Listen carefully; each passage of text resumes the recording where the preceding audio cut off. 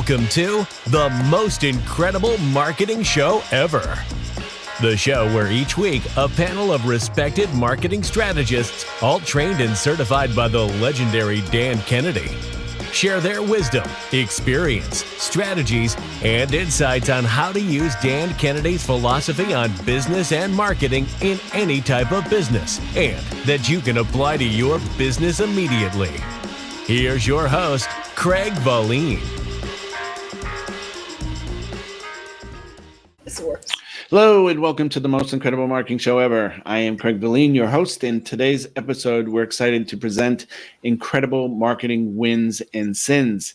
As usual, I'm joined by my panel of Dan Kennedy certified experts. Say hello, everybody. Hello, everybody. And together we'll explore not just the triumphs, but also the pitfalls of real-world marketing. Each expert will share a standout win, a successful marketing strategy that made waves, and a sin, common mistakes to steer clear of. This episode will be packed with analysis and actionable insights, and will sharpen your marketing acumen with do's and don'ts that could make or break your next campaign. Let's learn from the best and the worst. Chuck, Sergeant Chuck, you've been around for a while. Do you have a standout win? Yes, this is a telltale of that, isn't it? Yeah. Not as bad as mine, but please go ahead. Share a win. I like to talk about a marketing win. A couple of years back, I had a real Dan Kennedy fan. He was a dentist who was aging out. His hands were sore, arthritis, and all of that. So he put a dental assisting school inside his practice, and it was quite lucrative for him, bringing other people in. So he wanted to take it out to the world, and in his own efforts to do it, he had failed miserably. So he hired me to help him out. So the goal was to be able to set up dental assisting schools after hours in dentist practices around the country so they could add an additional stream of income. And because he didn't gain any traction, but really wanted to do this, he opened up his pocket a little bit. So we designed a video book, but in the big size, not a small one, coffee table size. And we wrote and rewrote a sales letter till we thought it was perfect and recorded it. And then he, for the first 5 dentists we're going to send it to, recorded a 1-minute personal message to them. And then we mailed it to them, and he had got no traction. And we're selling a $30,000 package now. And the first 5 that went out, we sold 3. And then after that, the conversion rate was about 34%. So it was a huge home run for him. And, it dated out because he dated out. I think his son has taken it over now, but it was really fun to do. It was lucrative for me, and it was extremely satisfying to see the success, and for him to see the success too, because the guy was older than me, if you can believe it, but he still had the fire in his belly to make stuff happen, and he did. So it was fun. That's awesome. That's a great example. Rochelle, beautiful Rochelle, do you have a standout win from either your own experience or with a client? Oh, come on. I just have to do one. Is that it? Well, we're going to start with one. Well, so I consider all of them standout wins because marketing in this day and age is a little difficult, right? And finding the right target, finding the right audience is kind of tough. But I also have a client he was an OBGYN, right? And everybody I think knows this story as that's how I won Marketer of the Year in 2010. But he was that guy that was just sitting there going, I'm going to just wait for patients to come to me because I'm just on all the insurances. And so he finally decided, hey, I need to build this practice because it's just sucking me dry. I've got, 15 employees in a 10,000 square foot facility. How do I get more patients? And we did so many different things, but we also, created a wonderful book for him. I wrote a book called Doc, Please Listen. But I did something for him that was a little bit different than everybody else, is that one way to differentiate yourself is to figure out some kind of guarantee. But as a doctor, what kind of guarantee was he going to guarantee, right? He's going to guarantee that he can't guarantee he's going to cure you. And he was an OBGYN. So really, he's going to guarantee that the pap smear doesn't hurt? Like, what are we going to do? Yeah. Thank you. Bump. Right. So we guaranteed his time. because one of the biggest pains that we found that his patients were going through was the fact that they just didn't realize that they weren't spending enough time with their doctors. They were in and out, again, less than 2 minutes. The doc came in, okay, anything they prescribed and they were out. So he guaranteed he was going to spend at least 30 minutes with every single patient. And we started in March, and from March to December, in 9 months, we grew his practice from 384,000 to 1.2 million. We added another 500 patients for him, 490 something patients. He had in 1 month 157 new referred patients because we did a wonderful referral contest to get them to come. We gave away a trip to Disney. And then he was like, okay, Rochelle, I don't want to look at any more vaginas. And I'm like, dude, you're an OBGYN. How is this gonna happen? Right?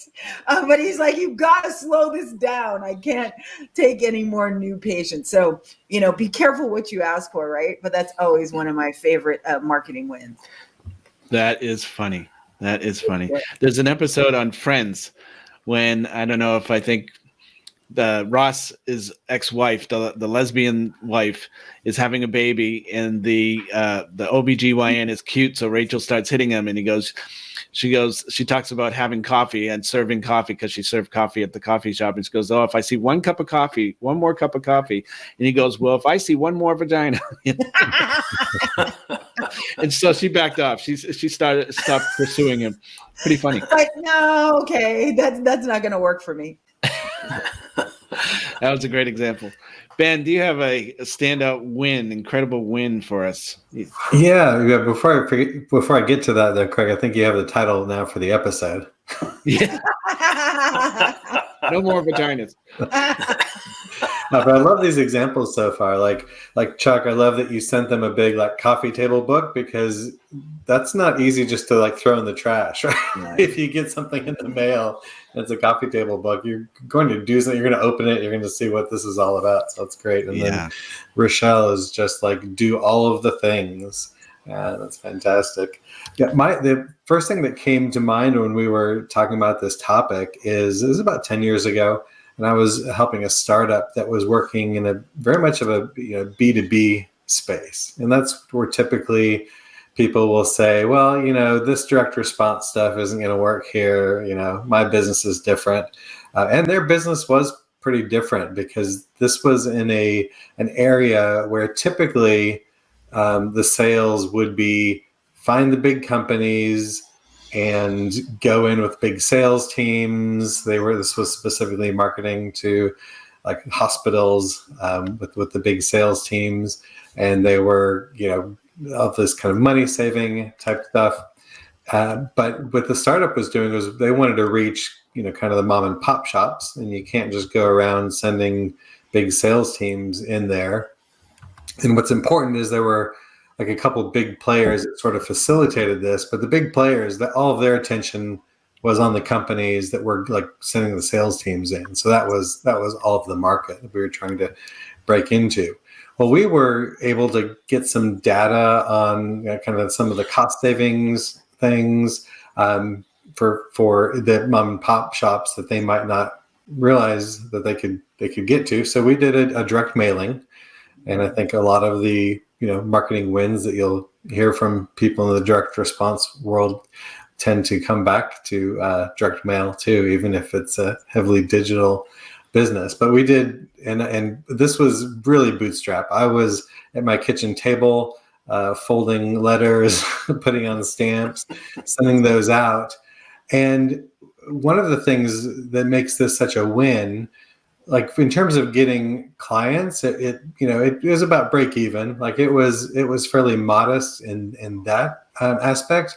But what it did was it got the attention of some of the bigger players that we wanted to partner with, because their customers were then calling them up and asking, hey, why didn't you tell me about this first? And so just getting the attention of people that weren't aware of this, and doing it in a way that was very much here's your savings list and things like that. There wasn't a lot of sort of marketing type stuff behind it for this particular campaign. It was more informational and awareness, but with a direct response of like, here, call us about how to save this money.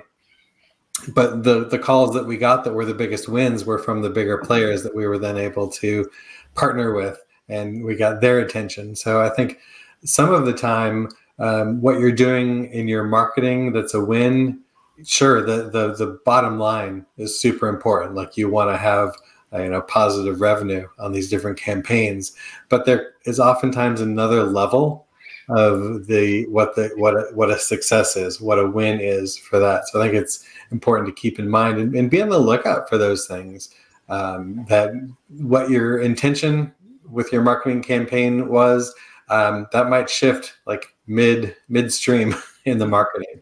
And so I think that's a crucial thing to keep in mind with any marketing campaign you're putting out. What's the primary goal, and what are some other side benefits, and try to monetize those, try to put those into a perspective where it's not just, we think, we feel good about this, but like, here are the actual people we're getting in front of. Here's the actual attention that we're getting. That's great. That's great. I have, speaking of Rochelle, because Rochelle competed against this example, one of my former clients who passed away recently, within the last 4 years, Dr. Brian Berg, was an orthodontist in Glendale, California. And he did not rely on hope as a strategy as far as referrals from other dentists. And so a lot of his competitors, he had 5 or 6, I think, right across the street from him, competitors. And yet he was, a significantly successful orthodontal practice. But there's 2 strategies, and I'm just going to focus on the one. But the one that ties into Rochelle is the $1 Million partnerships. He developed partnerships and strategic partnerships with these people. But he used to focus on unique holidays, and we've brought that up before. Chuck, you brought that up, the unique holidays from brownielocks.com, right? But every month he would focus on a unique holiday and send gifts to the office, the referring offices. And so they would be edible gifts in most cases, like, for instance, Gummy Bear Day, Chocolate Covered Raisin Day, Root Beer Float Day, where he brought in a little keg of root beer, that they sold, I think, online or something like that. But he would order like 20 of them for his referring offices. He would bring in ice cream, all the fixings for root beer floats. In the letters that he would attached him, which is the unique part, would share a story about, like, for instance, Root Beer Floats sent him back to a time when he was a kid and he used to go to work with his father, and his father would take him to the Rexall pharmacy store across the street from the office. You remember those, the soda fountains? And he would get him a root beer float. And so there's a connection there in the letters of sharing, number one, a little bit about yourself, personality-driven marketing, but also it builds a connection with that office. And the people that he was giving it to, the people at the front desk, were the ones who sent the referrals over. So he was taking good care of them. And I will have more example of his unique strategic partner strategies as we go on throughout the year. But God, that was a powerful strategy. And I created a course with him, and I don't remember the name of the course, but it's on referral marketing. But we use that with other doctors now, other dentists, and it's very successful, very successful. So those are great examples of incredible wins. Thank you. This episode of The Most Incredible Marketing Show Ever is sponsored by booksgrowbusiness.com, the place where busy professionals and business owners get their books published to educate consumers, lead their fields, and leave a legacy. For a complimentary signature book discovery session, visit booksgrowbusiness.com. That's booksgrowbusiness.com. Now, back to the show. Let's go the opposite direction right now. Things that didn't work out or don't work out or went right back up into the face. Rochelle, do you have one? Again, do I have just one? Just one for this episode. Just one. You know what? And actually it is it's one that it's a Dan Kennedy one, right? So during the time that we were all IBAs, I don't know if you guys remember, but Dan at one point said he was going to write a sales letter for all of us. And he asked, hey, would you guys mail it out for us? What would you commit to do? I'm like, I'll do anything. Are you kidding me? From the number one copywriter in the world, a sales letter from Dan Kennedy. Do you remember with the penguins, right? So I grabbed the list. I grabbed my new list that I had. I grabbed the old list from him and I sent it out to 600 people. I did the multiple steps, and I got one. And the guy just came in just to get the free book. Yeah. That was it. And I was like, wait a minute, right? How much did I just spend on this? How much? Like I couldn't believe it. And one of the things that had happened, and this is when I finally started asking people, right? Hey, you used to come and you don't come anymore. Like what? Because I needed to pick up the phone. And what they said is that, yes, I came to you because of Dan, because I love Dan, but I get all of my Dan from Dan. Right. I want to get Rochelle from you. I don't need you to give me Dan. And I was like, because I love to tell Dan's stories. I love to tell how Dan went. So was it a total loss? Not really, because I did get to that. I needed to put more of me and more of my personality in there, because that's where the list had came from, right? These are people who knew me, and and that I needed to interpret Dan for them a little bit better. Does that make sense? So like when he talks about, be somebody, be somewhere, do something, they understood that concept, but I needed to synthesize it a little bit more of, okay, what does that mean for you and your business? And so it ended up working out, but damn, I spent a lot of money on that. Yeah. Yeah, that's a good example. And, one thing I want to make very clear based on this podcast or the show itself is that we are all kind of trained by Dan Kennedy, certified by Dan Kennedy, but what we're sharing are our stories, our background, our expertise. We just were taught by one of the best in the world.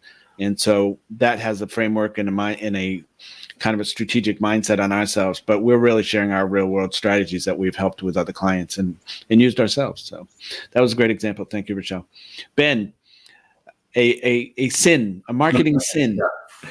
This example was, I'll just sum it up with this sin of the phrase, I just do what we did last time.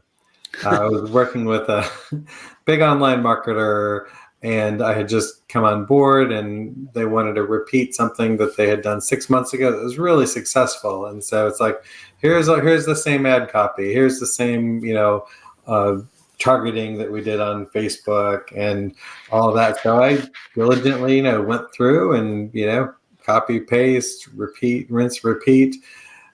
Crickets, nothing. I think it's so important to keep in mind, especially with the digital marketing, that there's, even though the core principles are the same, just the landscape changes so rapidly in terms of little tweaks and little tactics here and there. So it's easy when we do have successes, like we just talked about all of our wins. It's easy to be like, well, this is going to work again.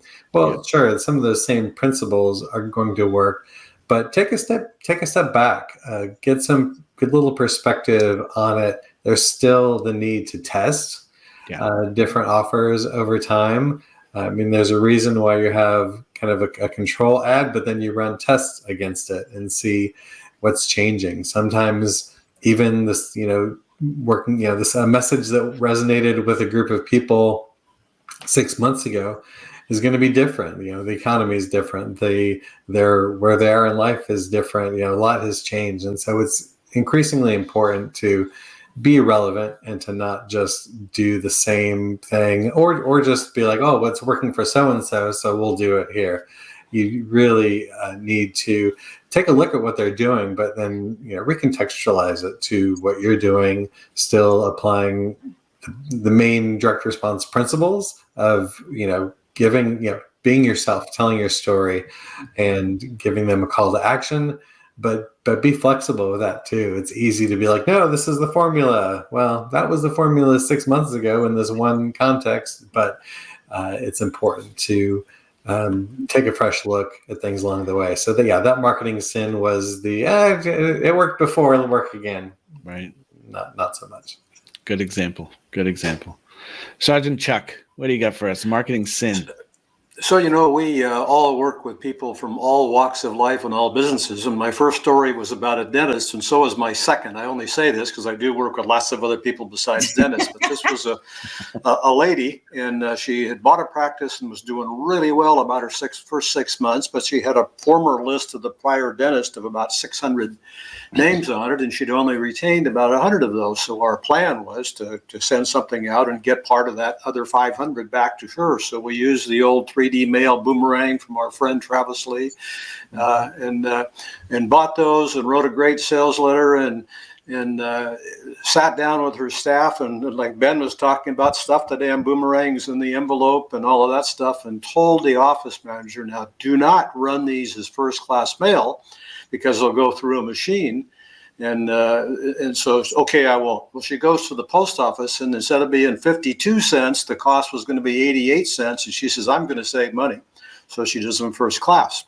So you know what happened? They went through the machine, and so the people were getting boomerangs in 57 plastic chunks. And it broke every one of them. So I go back to the office to check on the campaign after I knew they'd be delivered, and they have 4 or 5 envelopes sitting there that they just dumped the plastic out of and pointed her finger at me. And I said, God, I'm sorry, Miss Office Manager. You had to try to save money, didn't you? Well, yeah. Well, she obviously had no effect from the campaign, and it busted up 600 boomerangs. It was pretty funny. Wow. Oy vey. Oy vey. Right? My example is very simple, but it would pertain to the solopreneur, the consultant, or the coach who's trying to get new business when they're in business. And when I started out, I'm known as the former struggling consultant. And so when I started out, I had a lot of marketing knowledge. If I just told you how to fix your business, you could, but I didn't know how the heck to market myself as a consultant. And so, talk about a place strategy. I, joined the local networking groups. I joined the chamber and everything. And I just could not find a good quality client here.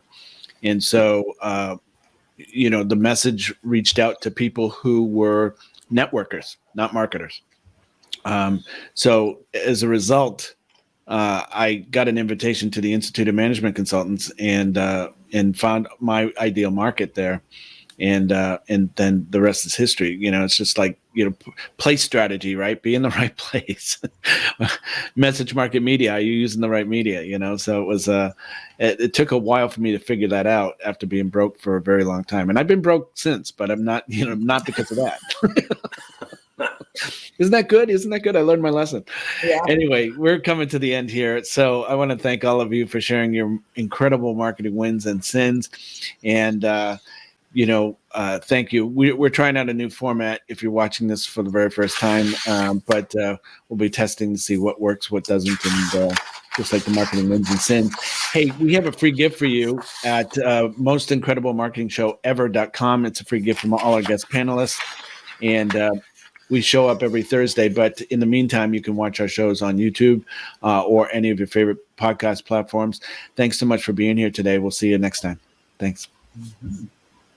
Thank you for joining us this week on The Most Incredible Marketing Show Ever. New episodes are available every week on Thursdays. To receive a free gift pack from our expert panelists and get access to show notes from previous episodes, be sure to visit our website, www.mostincrediblemarketingshowever.com. If you're watching this on YouTube, please hit the subscribe button and click the bell up in the right-hand corner to be notified of future episodes so you'll never miss a show. While you're at it, if you found value in this show, we'd appreciate you clicking the like button and leaving a comment on what big aha you got during the show. That's it for today's episode. See you next week.